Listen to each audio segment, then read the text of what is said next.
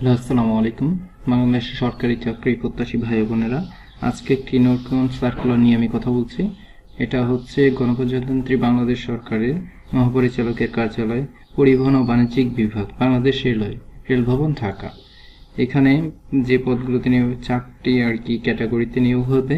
এখানে প্রথম ক্যাটাগরিতে আছে, দেখেন, ট্রেন এক্সামিনার। এটাতে আমি দেখাচ্ছি, এগুলোর এই চারটা পদ আমি দেখাচ্ছি। এই যে ট্রেন এক্সামিনার একটি পদ আছে। এটাতে স্থায়ী পদে আর কি, স্থায়ী শূন্য পদে পূরণের নিমিত্তে সাপেক্ষে বাংলাদেশ রেলওয়ে নিয়োগ হচ্ছে। এটার গ্রেড হচ্ছে, এই প্রথমটা যেটা আছে ট্রেন এক্সামিনার, গ্রেড হচ্ছে 12। এটাতে পদ সংখ্যা 45টি দেখবেন এখানে। আর এখানে বয়স সীমা আছে 18 থেকে 35। এখানে শিক্ষাগত যোগ্যতা চাওয়া হয়েছে কোনো স্বীকৃত বিশ্ববিদ্যালয় হতে যে কোনো বিষয়ে ন্যূনতম দ্বিতীয় শ্রেণী বা সমমানের সিজিপি সহ স্নাতক বা ডিগ্রিতে, এই যে সমমানের ডিগ্রি, এটা হচ্ছে শিক্ষাগত যোগ্যতা। এই যে এই যেটা আছে দেখে নেবেন ভালো করে যে সেই যোগ্যতা অনুযায়ী। আর এখানে যে সকল জেলার প্রার্থীগণ আবেদন করতে পারবেন, এখানে সকল জেলার প্রার্থীগণ আবেদন করতে পারবেন। তারপরে দ্বিতীয়টা আছে ট্রেন কন্ট্রোলার। এটার গ্রেড হচ্ছে 12, একই গ্রেড দুইটা। তারপরে এখানেও বেতন টাকাটা এখানে দেখতেছেন 11,300 থেকে 27,300 পর্যন্ত টাকা হচ্ছে এটা। আর এটাতে পদের সংখ্যা এটার থেকে একটু কম, এটা 27টি, এটা ছিল 45টি। এরপর এখানেও 18 বছর থেকে, এই যে যেমন আমরা 18 বছর থেকে 30 বছর পর্যন্ত চাকরির বয়সীমা। তারপরে কোনো স্বীকৃত বিশ্ববিদ্যালয় হতে কোনো বিষয়ে ন্যূনতম দ্বিতীয় শ্রেণী বা সমমানের সিজিপি সহ স্নাতক ডিগ্রি, এটা ডিগ্রি হলেই আবেদন করতে পারবেন, স্নাতক ডিগ্রি। তবে যে সকল জেলার প্রার্থীগণ আবেদন করতে পারবেন, এটাতেও সকল জেলার প্রার্থী আবেদন করতে পারবেন। তারপরে তৃতীয়তে আছে ট্রাফিক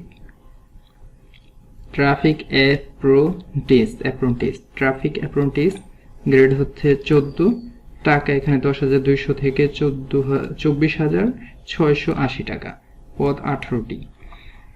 এটাতেও আমরা যোগ্যতা যাচ্ছে শিক্ষাগত যোগ্যতা কোনো স্বীকৃত বিশ্ববিদ্যালয় হতে যে কোনো বিষয়ে দ্বিতীয় শ্রেণী বা সমানের সিজিপি সহ স্নাতক ডিগ্রি। এইটাতে একই রকম আবেদন, কিন্তু আর আপনাদের একটা কথা আমি বলে রাখি, যেগুলো গ্রেড দেখছেন সাধারণত, যেমন এটা 12 গ্রেড, এটাও 12 গ্রেডের, এইটাতে কেউ যদি দুইটাতেই আবেদন করেন তাহলে একটু সমস্যায় পড়তে পারেন, যে পরীক্ষা দুইটা একই দিনে হতে পারে, একই সময়, তখন যে কোনো একটা পরীক্ষা মিস যাবে। কিন্তু দেখতে পারেন, কিন্তু আমি সাজেশন করছি এটা যে কোনো একটাতেই আবেদন করবেন, কারণ দুইটাতে আবেদন করলে পরীক্ষা দিতে আপনার হতে সমস্যা হবে, কারণ দুইটা একই সময় একই দিনে পড়তে পারে পরীক্ষার তারিখ। তারপরে ট্রাফিক অ্যাপ্রেন্টিস, এটা হচ্ছে 18টা। এরপরে আবার আরেকটা আছে 4th নম্বরে, দেখুন, এটা হচ্ছে ট্রেড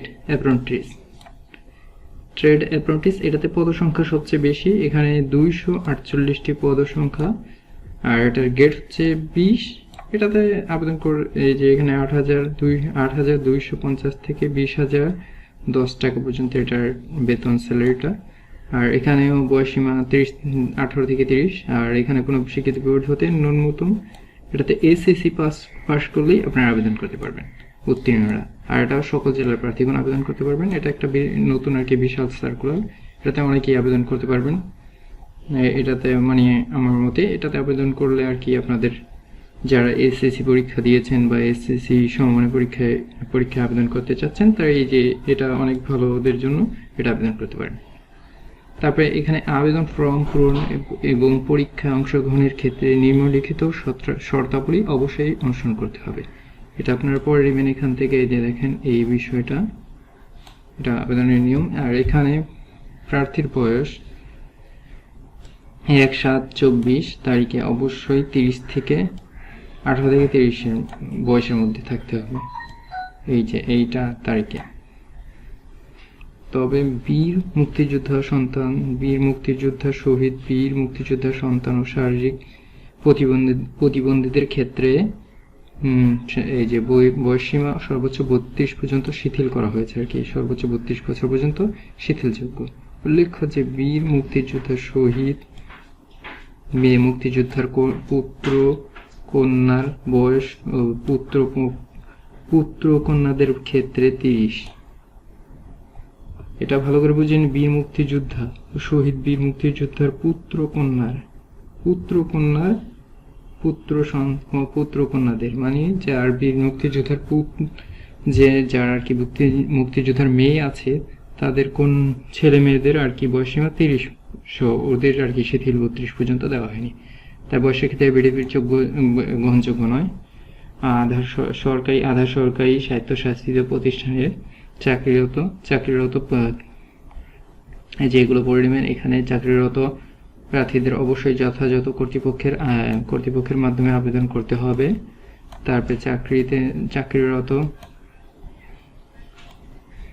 চাকরিরত প্রার্থীদের সকল শর্ত পূরণ সাপেক্ষে আবেদন করতে হবে। তারপরে শর্ত এগুলো আপনারা পড়ে নেবেন, এগুলো আর কি আবেদনের নিয়মগুলো। আর মৌখিক পরীক্ষায় আপনার এই মৌখিক পরীক্ষার সময় সকল সনদের মূল কপি, ফটোকপি সত্যায়িত, এগুলো আপনারা সব পড়ে নেবেন। আর এখানে আবেদন করার জন্য ইচ্ছুক প্রার্থীগণ ওয়েবসাইটে, যেটা হচ্ছে এই ওয়েবসাইটে যে আবেদন ফর্ম পূরণ করতে হবে।